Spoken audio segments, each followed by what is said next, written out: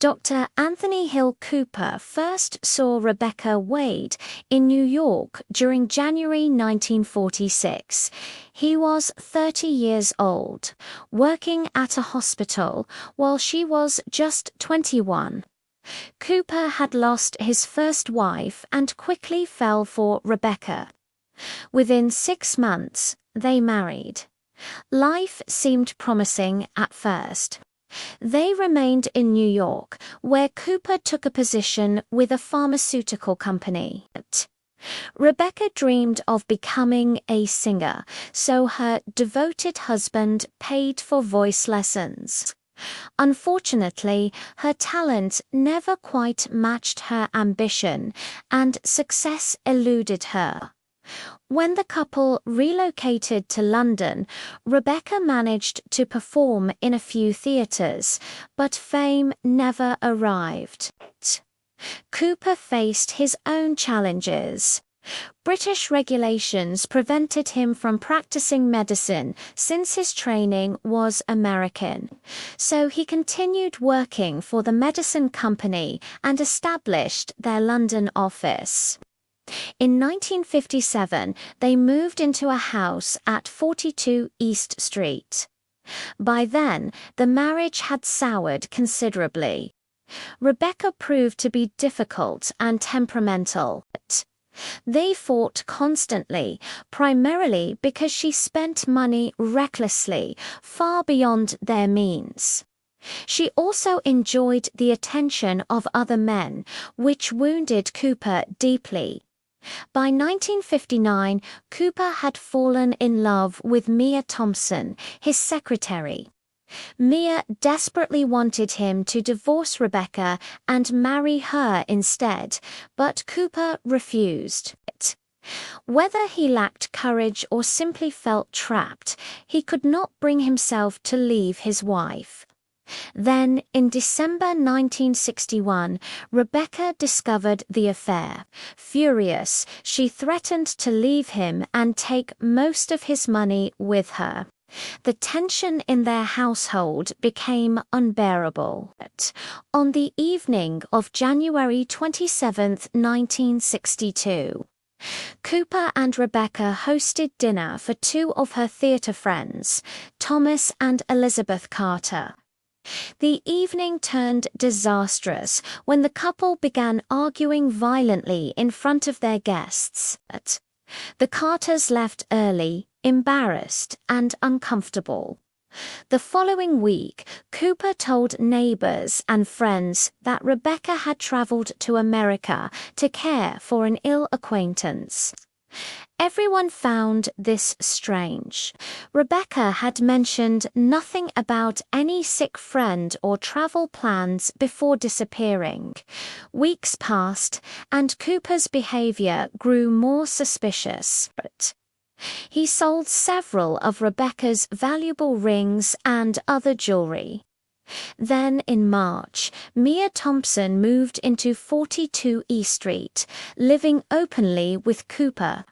When Cooper later informed the Carters and other friends that Rebecca had fallen ill and died in America, nobody believed him. Something felt terribly wrong. Finally, one concerned friend went to the police with their suspicions. Inspector Marshall Webb from Scotland Yard visited Cooper shortly afterward. The inspector questioned both Cooper and Mia Thompson carefully. Cooper remained surprisingly calm and confident throughout the interview. He admitted freely that Mia had been his lover for years and confessed that the story about Rebecca's death was false. According to Cooper, the truth was simpler. Rebecca had left him to live with another man in America, a former theatre colleague named Simon Miller. Inspector Webb sensed something wrong with this explanation, but he had no proof that Cooper was lying. Despite his outward confidence, Cooper felt deeply worried after the inspector's visit. He told Mia they needed to leave England immediately and start fresh somewhere new. They fled first to Holland by boat, then travelled to Brussels, Belgium, where they stayed in a hotel for several days. When Inspector Webb returned to Cooper's office on June 21st, he found it closed and Cooper gone. He immediately ordered a thorough search of the house on East Street. His officers quickly discovered the remains of a woman's body buried beneath the house. She had been poisoned. On June 25th, Cooper read in a Belgian newspaper that human remains had been found under his former home. Panic set in. He rushed to purchase tickets on a ship called the Britannic, sailing to Victoria, Canada. To avoid detection, Mia Thompson disguised herself as a teenage boy and pretended to be Cooper's son. They traveled under the name Jonathan. The ship departed on June 30th, and they believed they had escaped. However, the ship's captain, Robert Brown, had seen newspaper photographs of Cooper and Mia Thompson. He noticed peculiar things about Mr. Jonathan and his supposed son. Sometimes they held hands. The younger Mr. Jonathan appeared to have recently shaved off a moustache. The captain's suspicions grew stronger each day. Finally, convinced these passengers were the fugitives police sought, Captain Brown sent a radio message to his company's London office. The information reached Inspector Webb immediately. Webb boarded the Laurentic, a faster ship also bound for Victoria. Cooper and Mia had no idea they had been discovered. They relaxed aboard the Britannic, confident in their escape.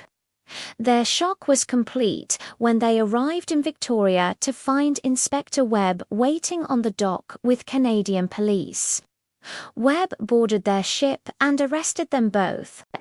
They became the first criminals ever captured using radio communication. Webb brought them back to London, arriving on July 27th. Dr. Cooper's trial began on October 19th and lasted only 3 days. Evidence showed he had poisoned Rebecca with hyoscine, then dismembered her body and buried it beneath their house. The jury found him guilty of murder without hesitation. Mia Thompson faced trial as an accessory to the crime, but the court found her not guilty. On the morning of Thursday, November 23, 1962, Dr. Anthony Hill Cooper was hanged at Holloway Prison. Hanging was standard punishment for murder in England then. Mia Thompson fled to America after the trial, but eventually returned to England using a different name. She married, raised children, and lived quietly until her death in 2005. The house at 42 East Street stood as a silent witness to a marriage, destroyed by greed, betrayal, and ultimately, murder. Cooper had tried to escape his unhappy life, but his desperate choices led only to darkness and death.